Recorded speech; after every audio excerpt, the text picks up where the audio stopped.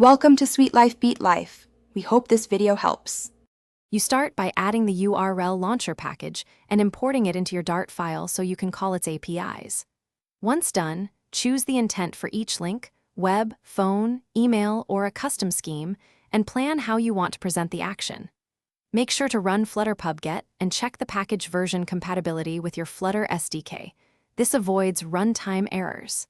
Now that dependencies are ready, prepare a simple async function to resolve and open a URI. You now build the core function, parse a URI, check it, and launch it. First call URI. Parse with the string, then await can launch URL to confirm the platform can handle it. This prevents exceptions. If true, call launch URL with a launch mode that matches your UX, for example, external application to open a browser. Also pass launch options for headers or web view configuration when needed, and wrap calls in try/catch to capture and report failures gracefully. Finish by verifying platform-specific setup so your launches succeed everywhere. On Android, add queries or intent filters in Android Manifest when launching other apps. On iOS, declare LS application queries schemes or use universal links for secure web handling. Test on real devices because simulators often differ.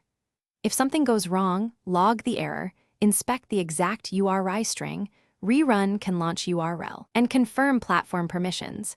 This single troubleshooting check resolves most issues. Thanks for watching.